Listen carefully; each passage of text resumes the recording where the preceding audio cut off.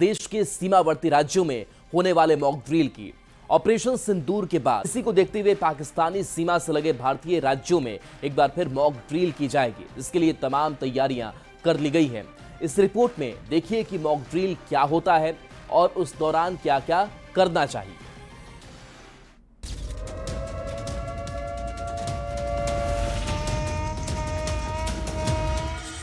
Operation सिंदूर के बाद भारत सरकार एक बार फिर पाकिस्तान से सटे सीमावर्ती राज्यों में मॉक ड्रिल करने जा रही है। ये मॉक ड्रिल पाकिस्तान की सीमा से लगे राज्यों और केंद्र शासित प्रदेशों में 31 मई को किया जाएगा। इस मॉक ड्रिल को ऑपरेशन शील्ड के तहत किया जाएगा। दरअसल पहले मॉक ड्रिल 29 मई को किया जाना था, लेकिन किसी कारण से इसे स्थगित करना पड़ा। जिन राज्यों में मॉक ड्रिल होगी उसमें जम्मू कश्मीर, पंजाब, राजस्थान, गुजरात, हरियाणा, चंडीगढ़ शामिल है।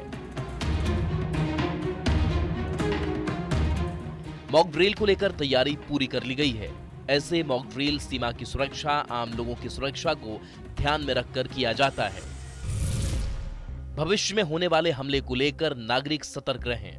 इमरजेंसी के हालात से निपटने की जानकारी देना, किसी हमले से कैसे खुद का बचाव किया जाए।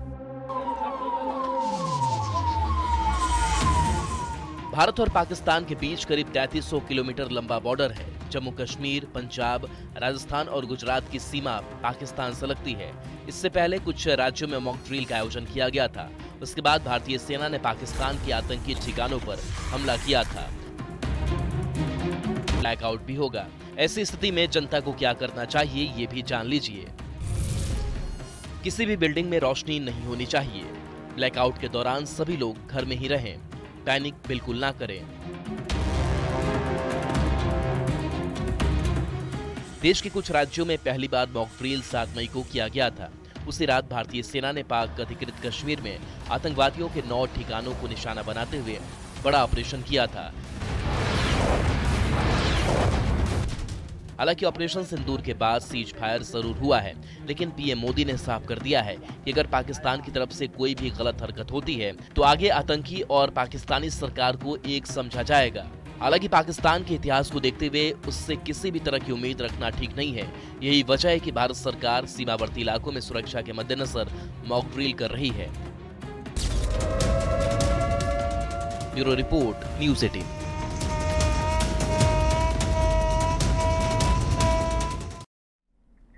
अब आपको विस्तार से बताते हैं कि आखिर मॉक ड्रिल में क्या होगा।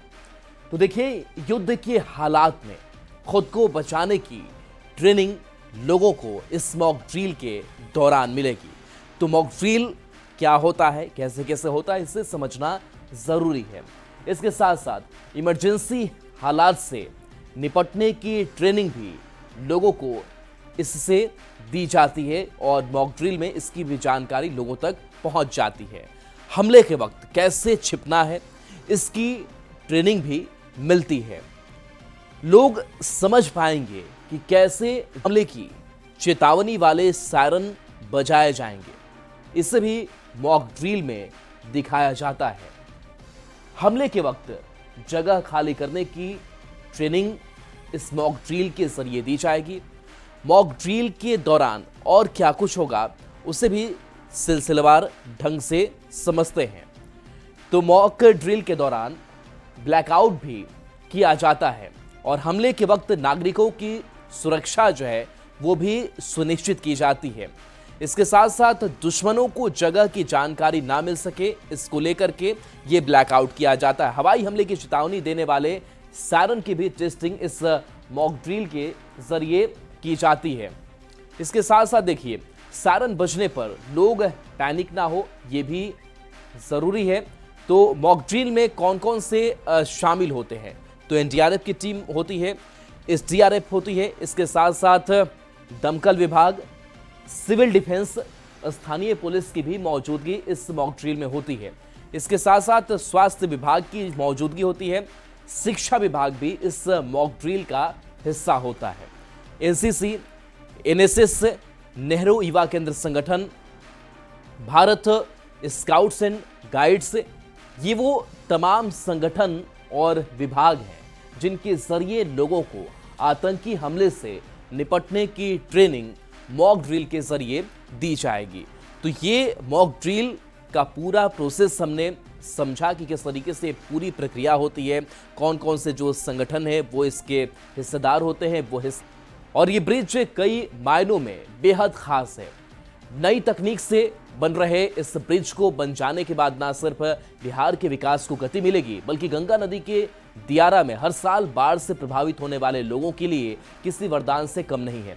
करीब 5,000 करोड़ की लागत से बन रहे इस पुल का अपने अंतिम चरण में निर्माण चल रहा है। ये पुल मुख्यमंत्री नीतीश कुमार का महत्वाकांक्षी प्रोजेक्ट कहा जा रहा है, जिसके बन जाने से बिहार को और बिहार वासियों को कई फायदे होंगे। ये रिपोर्ट दिखाते हैं।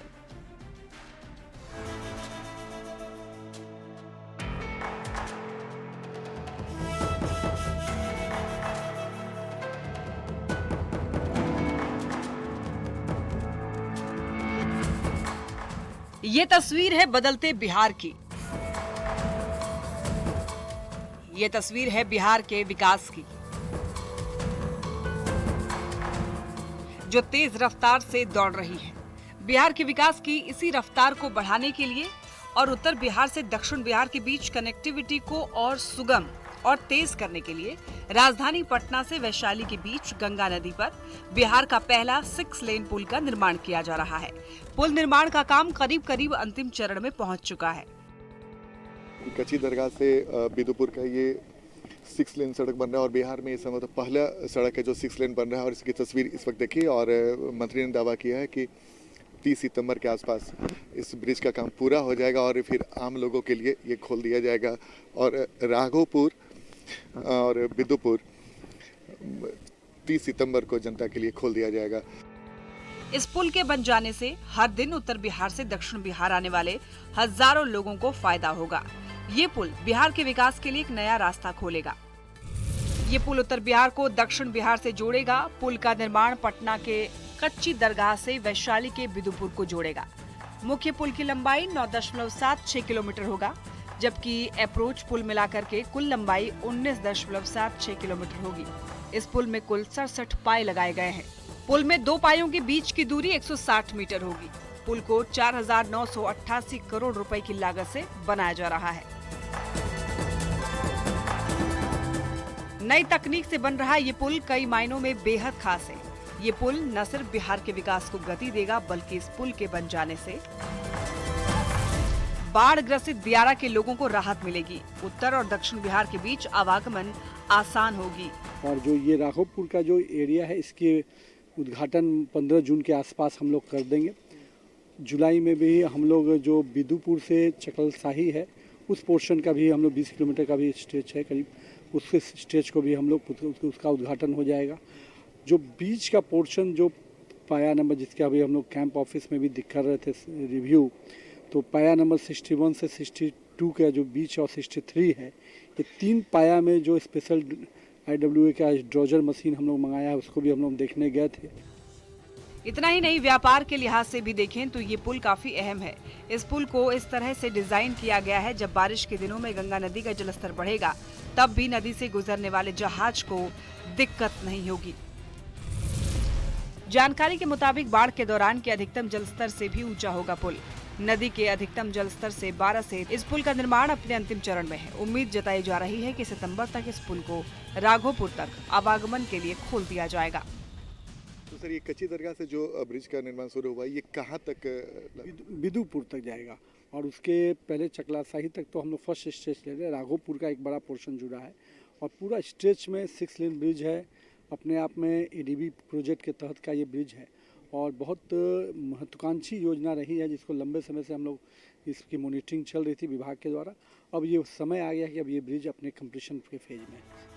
इस पुल के बन जाने से सिर्फ बिहार के लोगों को ही नहीं, बल्कि झारखंड के लोगों को भी फायदा होगा। जो लोग उत्तर बिहार होते हुए नेपाल तक जाएंगे, उनके लिए ये पुल किसी वरदान से कम नहीं होगा। दरअसल पहले उत्तर बिहार से दक्षिण बिहार जाने के लिए पटना से होकर के गुजरना पड़ता था। इसकी वजह से लोगों को पटना में भारी जाम का सामना करना पड़ता था। जाम की वजह से लोगों का घंटों समय खराब होता था। इस पुल के बन जाने से यात्रियों को पटना नहीं जाना पड़ेगा, जिसकी वजह से इसकी दूरी 60 किलोमीटर कम हो जाएगी। गंगा नदी पर बन रहा ये पुल बिहार का पहला 6 लेन पुल है, जिसे नई तकनीक से बनाया जा रहा है। बिहार राज्य पथ विकास निगम के एमडी शीर्षद कपिल अशोक ने बताया कि क्यों ये पुल बिहार के लिए खास है। ये एक्चुअली एक्स्ट्राडोस ब्रिज है और आप देख रहे हैं कि इसका स्पैन लेंथ भी जो है 150 मीटर का स्पैन लेंथ है। आप जब राइड करेंगे तो आपको बहुत स्मूथ राइड मिल रहा है। तो ये और सेफ्टी वाइज भी जो है, क्योंकि जो बिहार जिस अर्थक्वेक जोन में आता है उसको भी कंसिडरेशन लेके इस ब्रिज को बनाया गया है। तो स्टेट ऑफ आर्ट है और बिहार के लिए जो आमस दरभंगा का जो अलाइनमेंट है, इसका ये बीच वाला पार्ट है। तो बहुत ही इम्पोर्टेंट रोड जो है बिहार के विकास के लिए। और ब्रिज जो है मौसम में बाढ़ की वजह से हर साल समस्या का सामना करते हैं।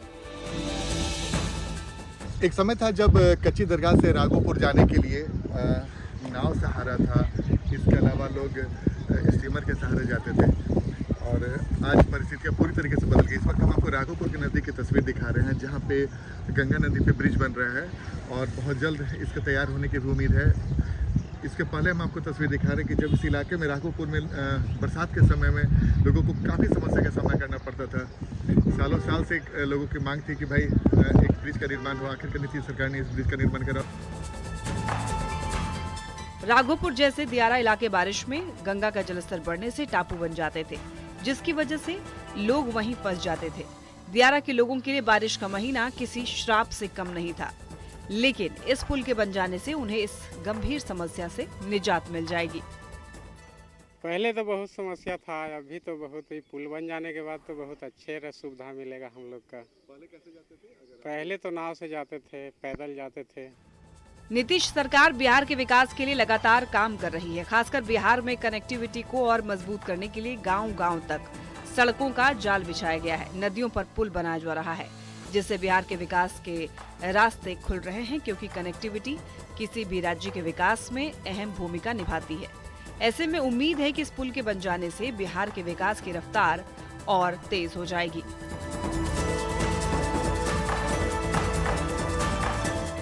पटना से न्यूज़ 18 के लिए आनंद अमृतराज की रिपोर्ट।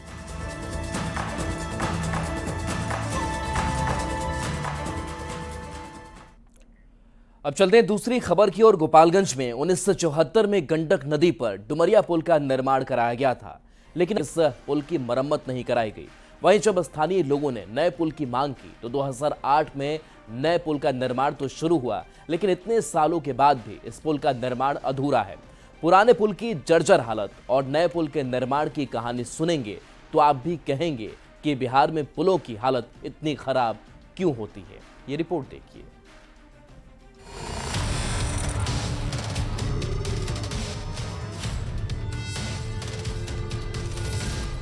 जर्जर हालत में गंडक नदी पर बना डुमरिया पुल। भारी वाहन गुजरते ही कांपने लगता है ब्रिज। क्या एक और हादसे का हो रहा है इंतजार? 17 साल, 5 टेंडर, फिर भी पुल अधूरा।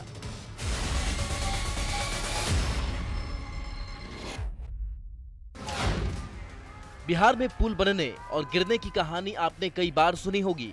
बिहार में कभी पुल बनते बनते गिर जाते हैं तो कई बार बनने के कुछ दिन के बाद ही पुल समाधि ले लेते हैं। लेकिन हम आपको एक ऐसे पुल की कहानी बताएंगे जिसे अगर जल्द मरम्मत नहीं किया गया तो इसे भी जल्द समाधि लेने में ज्यादा वक्त नहीं लगेगा। यह है दिल्ली को गुवाहाटी से जोड़ने वाली ईस्ट वेस्ट कॉरिडोर यानी कि NH-27। इस पुल का जितना महत्व गोपालगंज के लोगों के लिए है, उससे ज्यादा एक वक्त पर इस पुल का इंटरनेशनल महत्व था। 1962 में इंडिया चाइना वॉर के बाद सेना को बॉर्डर तक भेजने के लिए गंडक नदी पर पुल बनाने की जरूरत थी। 1971 में इस पुल का निर्माण शुरू हुआ। 1974 में ये पुल बनकर तैयार हुआ।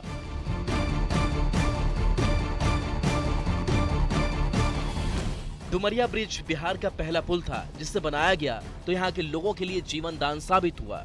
लेकिन पिछले 2 दशक पुल पर चलने पर पुल हिलता है। पुल का कई हिस्सा जर्जर हो चुका है। मरम्मत नहीं हुई तो बड़ा हादसा हो सकता है। दिल्ली से गुवाहाटी तक को जोड़ने वाले ईस्ट एंड वेस्ट कॉरिडोर यानी कि NH-27 गोपालगंज में स्थित गंडक नदी पर बना यह डुमरिया सेतु अब खतरे की घंटी बन चुका है। 2 दशक से यह पुल पूरी तरह से जर्जर हो चुका है। हालत ये है कि भारी वाहन गुजरते ही पुल कांपने लगता है। हर साल 10 से 12 बड़े हादसे हो रहे हैं और यह कभी भी बड़ी त्रासदी का कारण बन सकता है। रोजाना करीब 10 से 16 हजार वाहन इस पुल से गुजरते हैं। ये पुल तब ज्यादा खतरनाक हो जाता है जब गंडक नदी के पानी का बहाव बारिश के मौसम में और तेज हो जाता है। पिछले कई सालों से इस पुल की स्थिति ऐसी ही है। हम लोग इधर से उधर उस पार जाते हैं, बहुत ज़्यादा पुल हिलता है। इसमें हरदम एक्सीडेंट होते रहता है। कुछ समय पहले इसमें एक ट्रक गिर गया था, उसका पता ही नहीं लगा। और एक और बना है पुल, आधा काम हुआ है, आधा उसके बाद बंद हो गया है। वाहन चलता है तो कांपने लगता है। हाँ, पूरा हिलने लगता है। हम लोग जाते हैं इस पार से उस पार, बहुत डर लगता है। इस पर गाड़ी भी चलाने में बहुत हेती रहता है, डेंजरस रहता है। ये पुल इस इलाके के लोगों के लिए वरदान है, जिस पर से हर दिन हजारों गाड़ियां गुजरती है। स्थानीय लोगों का कहना है कि ये पुल किसी भी वक्त बड़े हादसे का शिकार हो सकता है। हम जाते हैं लोग, इस तो पुल कांपने लगता है और देख सकते हैं कि ये पुल बना है और आधे पर रोक दिया गया है। इसके आगे अभी काम होने का चांस ही नहीं है। जर्जर हो चुका है। हाँ हाँ प्रशासन सरकार को ध्यान देना चाहिए। जी। स्थानीय लोग लंबे समय से इस पुल के मरम्मत की मांग कर रहे हैं, लेकिन आज तक इस पर किसी ने ध्यान नहीं दिया। अब हालत ऐसी है कि इलाके लोगों के लिए वरदान बना ये पुल कभी भी बड़ी त्रासदी लेकर आ सकता है। 2007 में शुरू हो गया, लेकिन समानांतर पुल बनने से पहले ही पुल ध्वस्त हो गया और बिहार में ये पहला पुल था जब गंडक नदी में ध्वस्त हुआ था। इसके बाद PCL कंपनी निर्माण कार्य को आधे अधूरे करके ही छोड़कर 2011 में फरार हो गई। हालांकि सरकार इस पुल के जर्जर हालत को देखते हुए इसी पुल के समानांतर नए पुल के निर्माण को मंजूरी दी थी, जिस पर काम भी शुरू हुआ। लेकिन इतने सालों के बाद भी ना तो नया पुल बन सका, ना ही पुराने पुल की मरम्मत की गई। हालत ये है कि पुराना पुल कभी भी जल समाधि ले सकता है। 2008 में गंडक नदी पर नए पुल का निर्माण शुरू हुआ। तब नए पुल के निर्माण के लिए 88 करोड़ रुपए की मंजूरी मिली थी। पुल के निर्माण का काम PCL कंपनी को दी गई। निर्माण के दौरान 2011 में पुल का एक पाया धंस गया, जिसके बाद PCL कंपनी काम छोड़कर फरार हो गई। पुल का पाया धंसने के बाद काम रुक गया। उसके बाद इस पुल को ऐसी नसर लगी तो 14 साल बीत गए, लेकिन पुल की हालत जस की तस है। आपको जानकर और भी हैरानी होगी कि PCL कंपनी के काम छोड़ने के बाद इस पुल के निर्माण के लिए 4 बार टेंडर निकाले गए, लेकिन किसी भी कंपनी ने टेंडर नहीं लिया। इस दौरान गोपालगंज के स्थानीय सांसद डॉक्टर आलोक कुमार सुमन ने नए पुल के निर्माण को दोबारा शुरू करवाने की मांग की। तब जाकर 2022 में NHAI की ओर से 5वीं बार टेंडर निकाला गया। 5वीं बार टेंडर निकाले जाने के 3 साल बाद भी पुल का काम पूरा नहीं हो पाया है। 1974 में बना डुमरिया पुल जर्जर स्थिति में हो चुका है। हर साल 10 से 12 बड़े हादसे होते रहते हैं। कई जगह पुल में दरार पड़ चुका है। ऐसे में कभी भी बड़ा हादसा हो सकता है। अगर नए पुल का निर्माण जल्द नहीं हुआ तो आने वाले समय में दिक्कत और भी बढ़ सकती है। ऐसे में सवाल है कि न्यूज़ 18 के लिए गोविंद कुमार की रिपोर्ट। और चलिए आपको